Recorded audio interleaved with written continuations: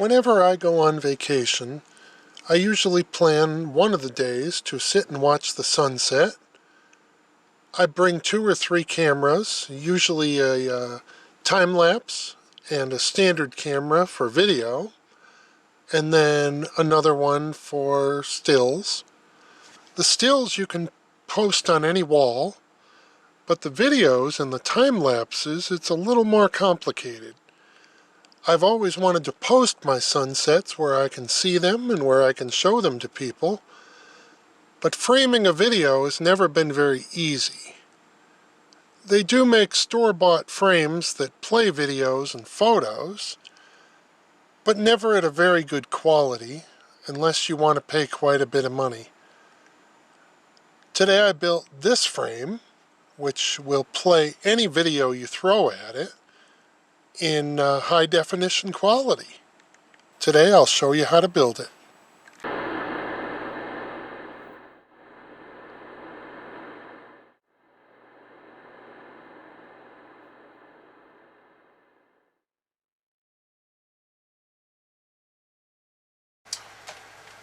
For this project we're going to need a monitor.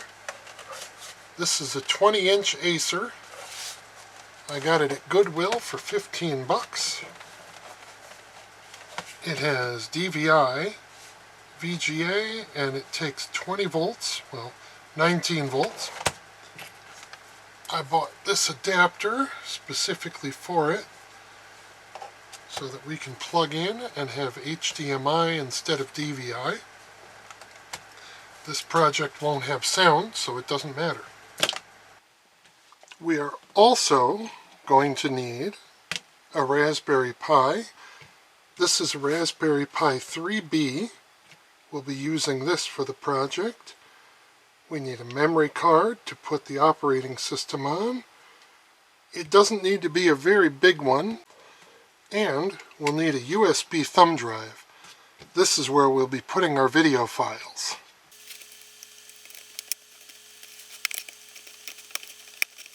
Today's monitors don't really have that many screws.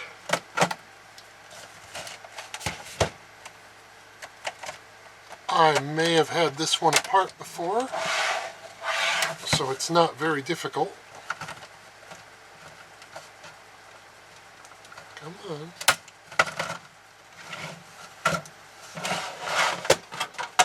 Without the case, which we don't need, it's a lot thinner.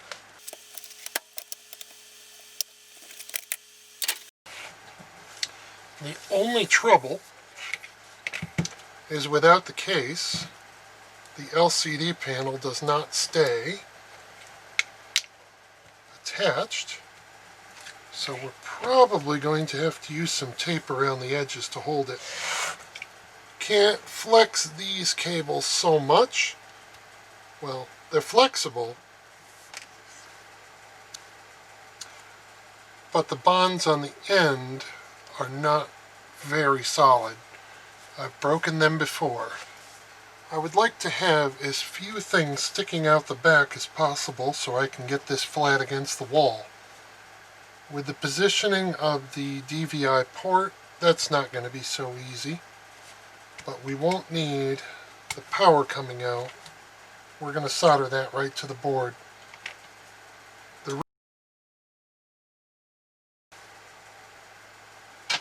As this didn't come with a power supply, I've got 2 power supplies that might work, but neither of them have the correct plug.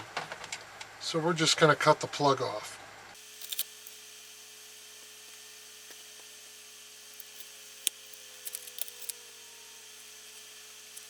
This foil tape has 2 purposes. It's metallic and it forms a ground connection between 2 surfaces. Other than that, it holds them together.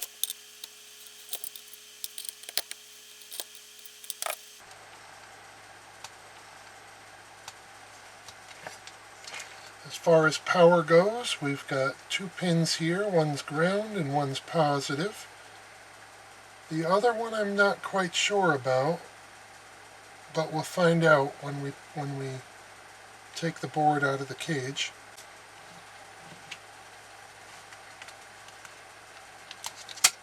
Ah, retaining screws. Let's pull the ribbon cable before we do that, as well as the LED cable, so we can get the monitor out of the way and just work on the main board.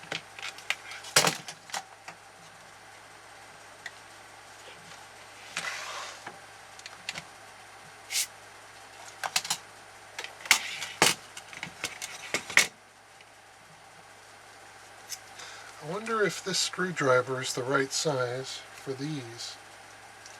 It's not, but it was worth a try.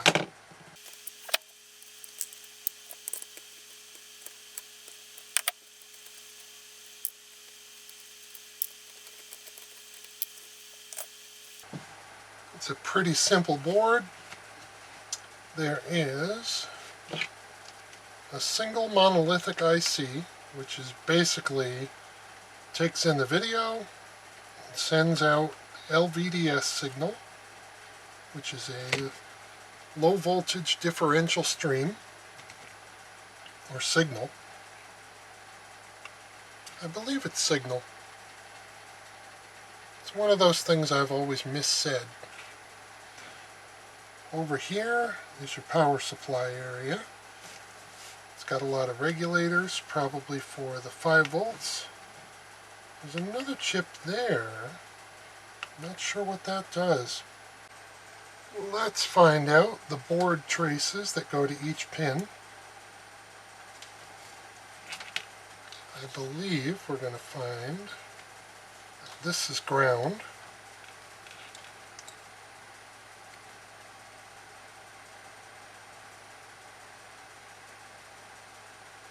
That's ground. Or is it? Good. And the main pin, which is going to be power, is not that one, is it? Is it? Come on. There it is. This is ground. This is positive. Not sure what that is. It might be a sensing pin, which wouldn't be in use. Normally it would be in use if this were battery powered and then you plugged in an adapter. It would take the circuit away from the batteries.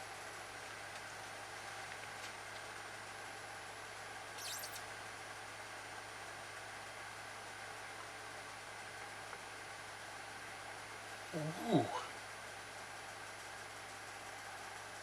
Lead-free solder is almost impossible to remove sometimes.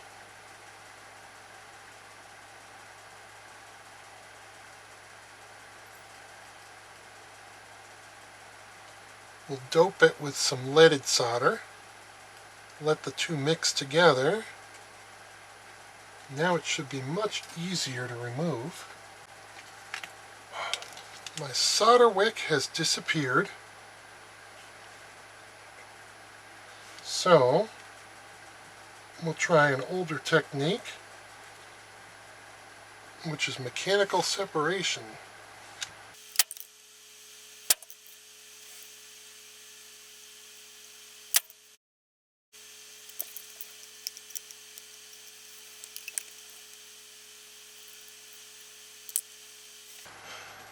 It's not exactly what I wanted, but it is working.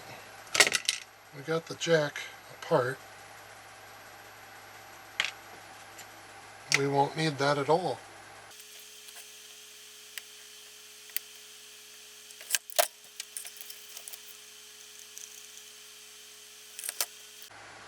Since this monitor didn't come with a power supply, I found this one, which is 19 volts at 3.8 amps, 3.08 amps.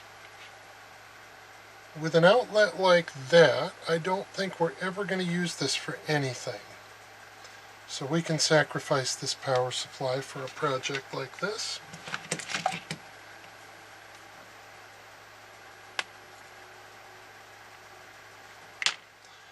It's likely, ooh, I might eat my words.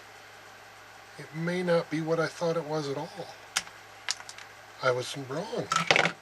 I thought we were going to find a shielded cable where the red was in the center and surrounded by a ground shield. This is much easier, just red and black. And we'll test it, but we're pretty sure that red is positive and black is negative.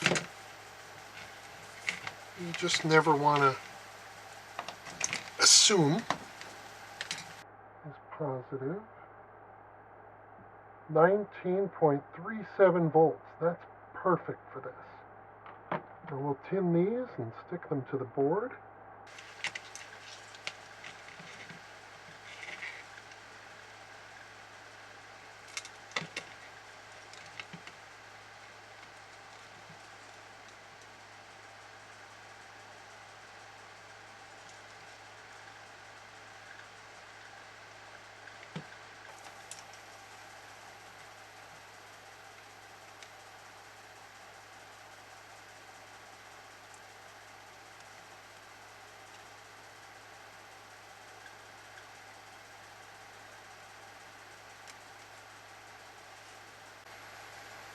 Next thing we need to do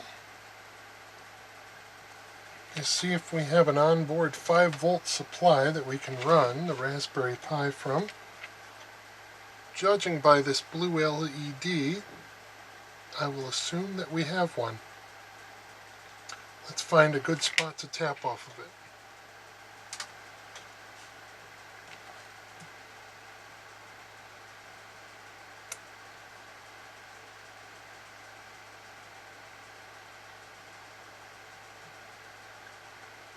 Three point two,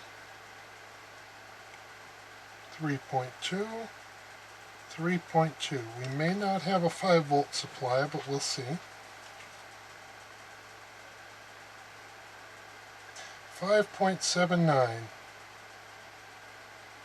3.2, 0. So this is likely,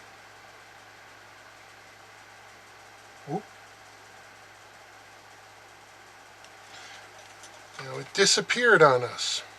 Normally that's a worrying thing, except the blue light is blinking and that tells me the monitor has gone to sleep. So the 5 volts would have disappeared.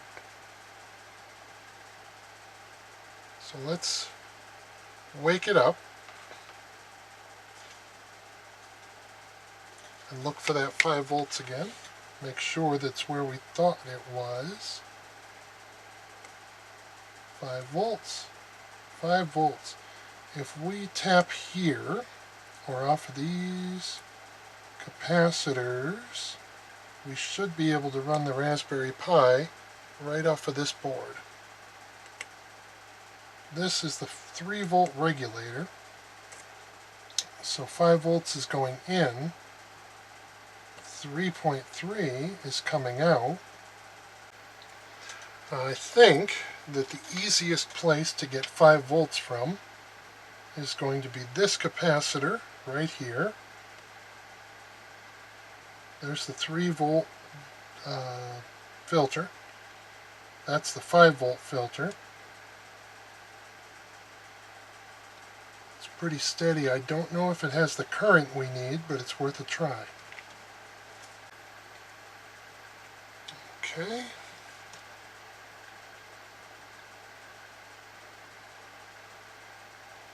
We'll get 5 volts from there. Then we just need to get a ground for the Pi. We'll see how that goes. We can put the ground in line with the power inlet.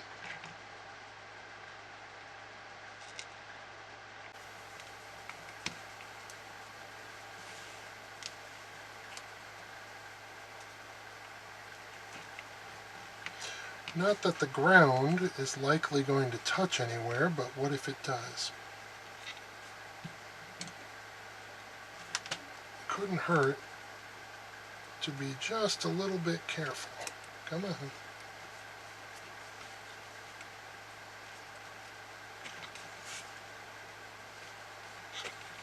There.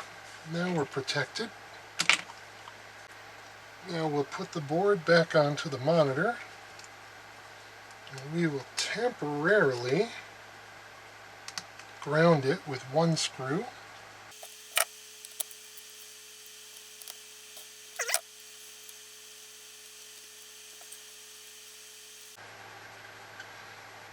So I just tried to use the output of that capacitor to run the Raspberry Pi. I can only get 0.2 amps out of that circuit, which is nowhere near enough to run a Raspberry Pi 3B. Plan B, we're going to get a 12-volt power supply for Raspberry Pi, well, USB power supply. Every gas station, pretty much, sells these USB chargers. I got this one for about $5. We're going to hook it up to the 18-volt rail coming off the power supply. You might say, this is meant for a car, and it'll only run on 12 volts. However, the circuitry in here can be 12 to 24 volts, and it will give us a regulated 5-volt output.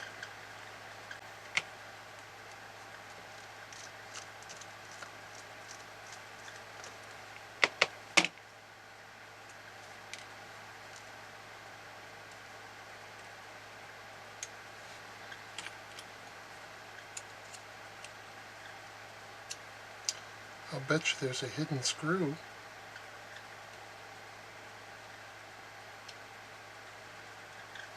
There is a hidden screw.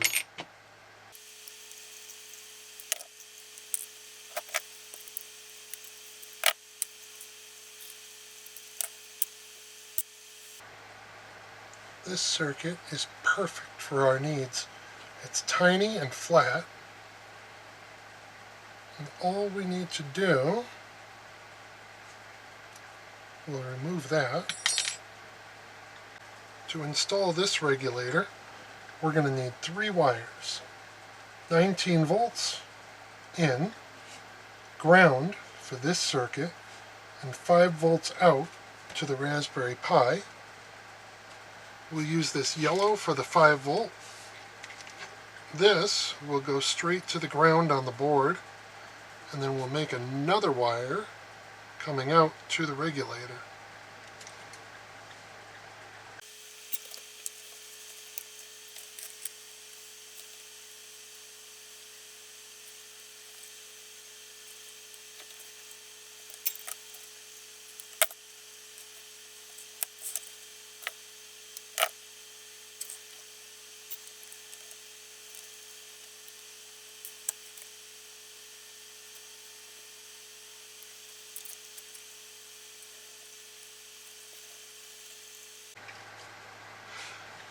I have soldered on some wires to the regulator. This is the 5 volt regulated output, the ground, the 12 volt regulated input. The 12 volt is actually 19 volts, and it's going here. This regulator won't care. The grounds join here at the main board. They go to the Pi and to the regulator. Let's power it up and try it out.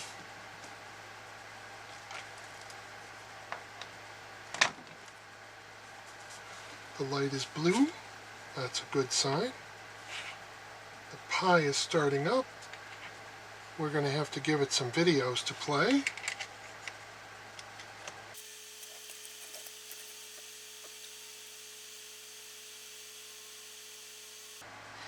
Excellent.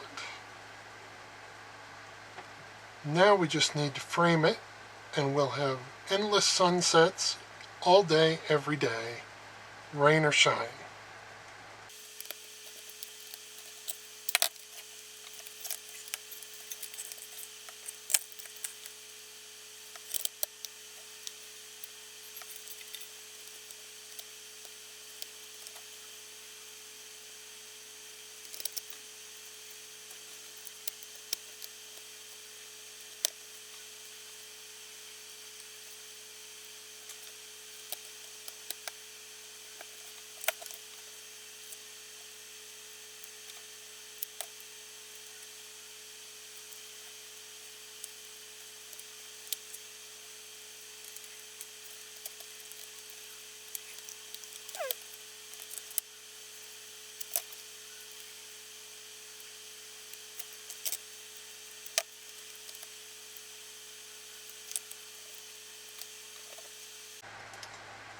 While we're at it, I think this cable has quite a bit of strain relief on it.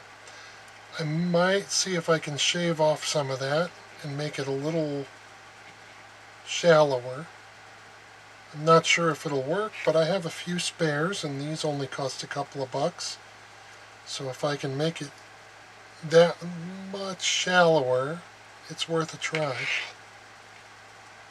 Or I could completely destroy it.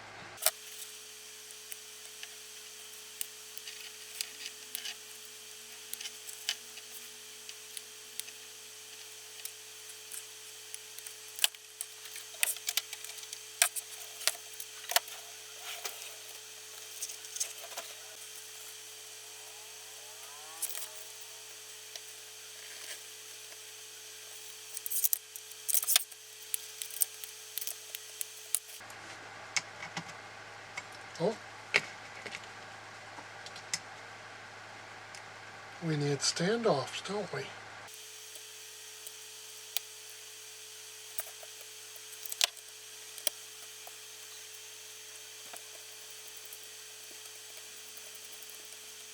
It turns out I damaged a little wire right in there. This adapter will only work in 480p now, and I shot these sunsets in high def. So let's throw that out.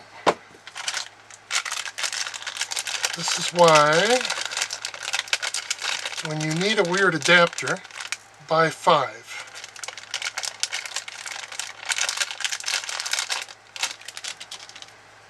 You never know when you might need another one.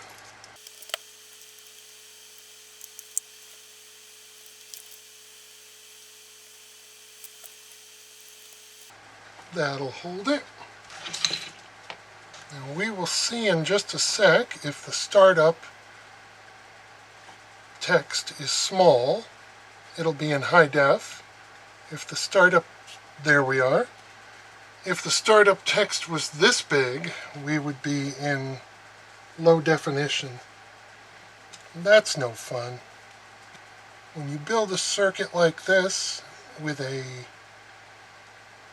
VGA screen, or a DVI screen, and with a Raspberry Pi 3, you definitely want it to be in high definition. Let's check the resolution. We should be able to check that with the buttons.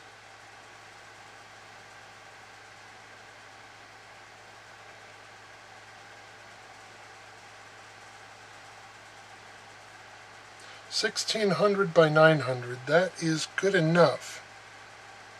It's not quite 1080p, but it's higher than 720p, and I think that's what this monitor is capable of. Other than that, it just scales. After we're finished, we won't need these keys anymore. So we can't just hang an LCD panel on the wall without any kind of a frame. I was at Goodwill the other day and I found a photo in this frame, which is way too big. The thing about this frame is it comes apart and it has these corner pieces we should be able to cut this frame to exactly fit the monitor. So we need to cut this frame to fit the monitor. It's pretty much twice the size it needs to be. So to do that, we will have to fit the frame to the monitor and then figure out roughly where to cut it. So if I fit this side here and give it a little mark,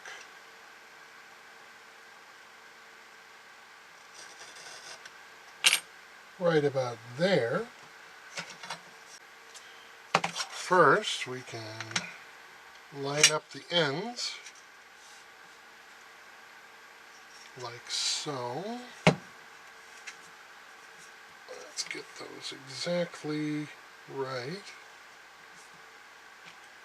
Wrap a little bit of tape around them.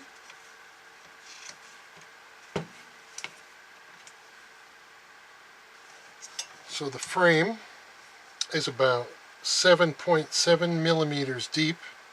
So I put another little mark there to tell us exactly where the saw needs to come across. So I've got it lined up.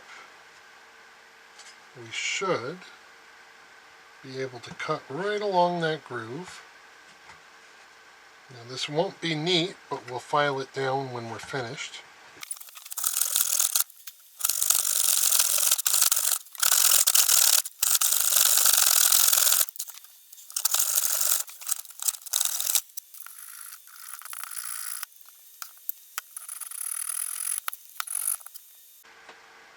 All the frame pieces are finally cut. Hopefully they will fit. But the next order of business is to mask off the monitor and get it ready for framing.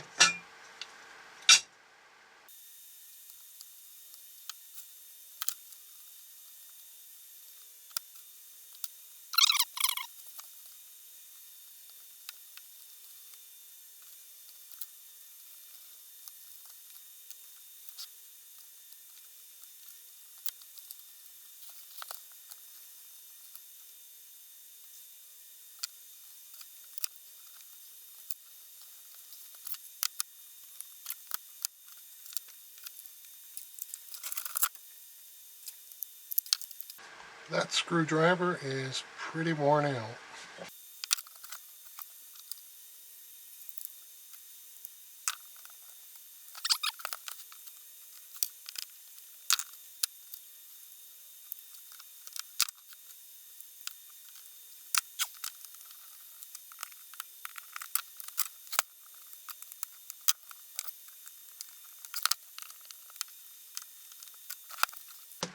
Maybe needs a little bit of touch-up paint on the corners. And my miter skills are not so good, so there's a little bit of a crack in each corner.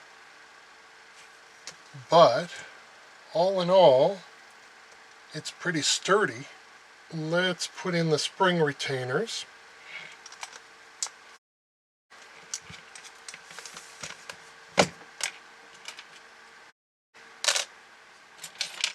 I have twice as many of these as I'll ever need. If this were art, you would put them all around the edge. These buffer boards, actually in this model there's only a single buffer board, but you wouldn't want to put a spring against that. It could short it.